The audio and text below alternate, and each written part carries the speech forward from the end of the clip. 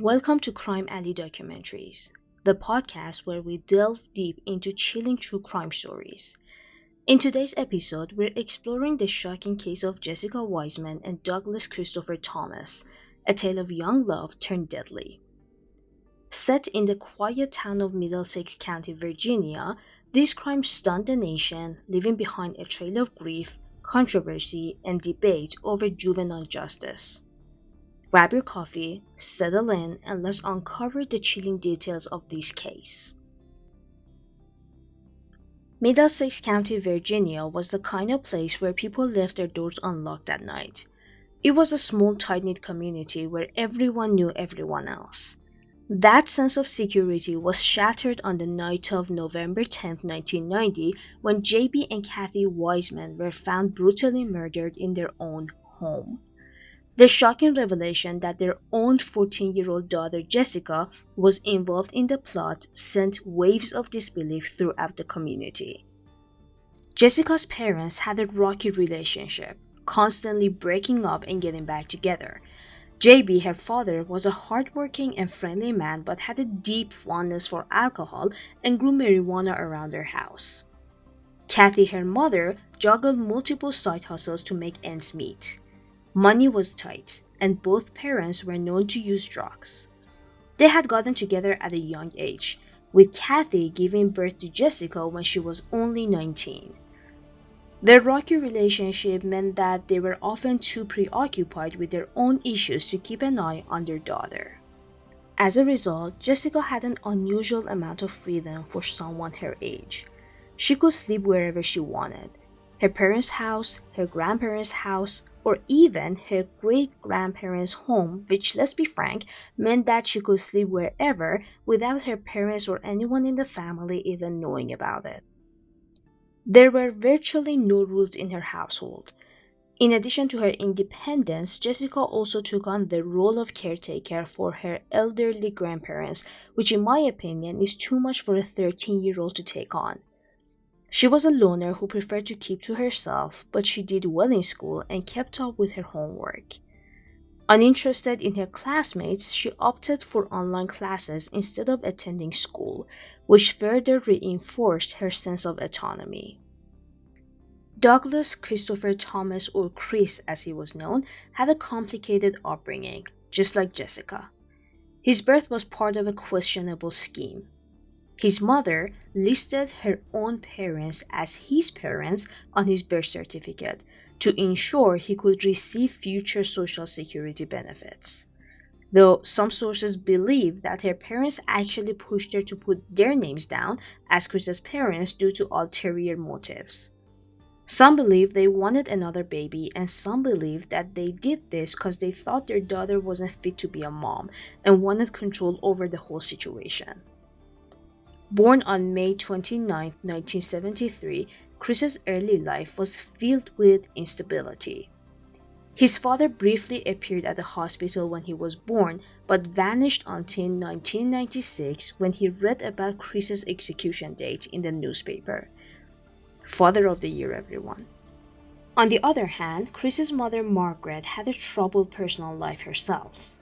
When Chris was 2, she fell in love with a female inmate and planned to move to Richmond to be with her once she was released.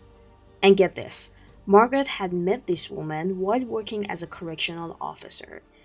And when her own parents discovered her plans, they refused to let her take Chris with her. Instead, Chris was raised by his grandparents, whom he came to see as his true mother and father. Some sources believe that Margaret's parents were aware of her sexual orientation, and this is why they didn't want her to be the primary caretaker for Chris. Different times and stuff. But on the upside, Chris had a happy childhood and excelled in school and sports. However, everything changed when he turned 12. In a single year, he lost 3 of the most important people in his life. His uncle, who was like a second father to him, his grandmother, who died of cancer, and his grandfather, who succumbed to a brain tumor. After these devastating losses, he was sent to live with his biological mother in Richmond. I mean, losing three people who are like your real parents in a span of 1 year drives you insane by itself. And for the 12-year-old, I mean, God, his whole life was turned upside down. He must have felt so lonely and so confused. On top of that, he had to move to another city where he knew virtually no one and start over with a mom he'd only seen at special family gatherings. Chris barely knew Margaret and was unaware that she was gay or that she had other children living with her and her partner. Worse than that, Margaret refused to acknowledge her sexuality, which only fueled Chris's anger and confusion. Struggling with feelings of abandonment, Chris began engaging in petty crimes, shoplifting, stealing, and using drugs and alcohol. His criminal behavior escalated, and by the age of 14, he was regularly drinking and abusing drugs. In 1989, he attempted suicide by taking 30 penicillin pills, but he ended up calling 911 and surviving. His troubled behavior also extended to his relationships. He engaged in intense sexual relationships with younger girls. By 1990, he moved in with his aunt and uncle in hopes of getting his life back on track, but trouble followed him.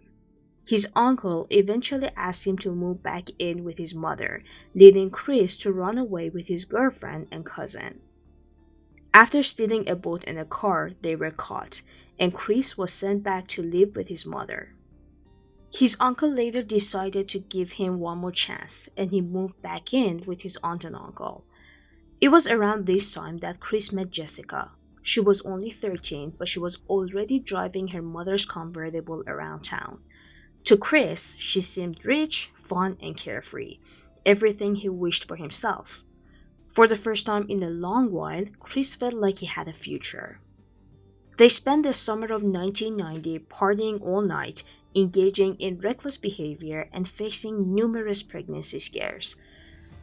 But their carefree fantasy was shattered when JB and Kathy finally reconciled, imposing stricter rules on Jessica.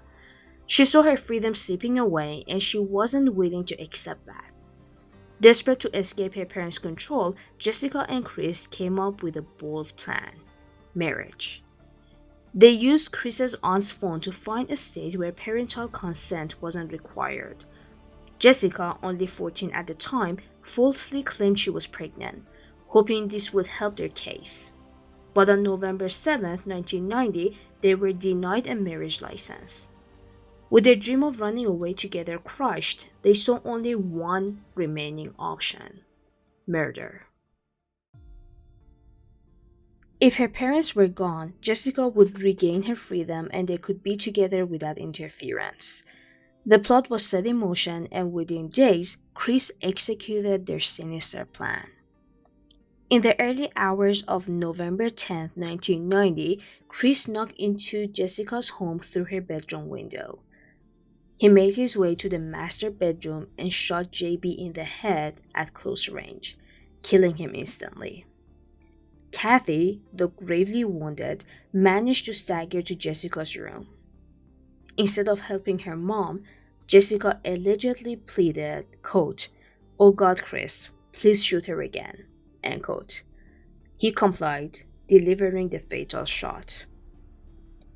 Chris was quickly arrested and sentenced to death in 1991. Jessica, being a minor, was sent to a juvenile facility until she turned 21 and was released in 1997, and her whereabouts are unknown because she's kept a very low profile since being released. Chris was executed in 2000, a decision that remains controversial to this day. Their story is a chilling reminder of how troubled pasts and reckless choices can lead to devastating consequences. Was Chris manipulated, or was he the true mastermind? And did Jessica get the justice she deserved? The debate continues to this day.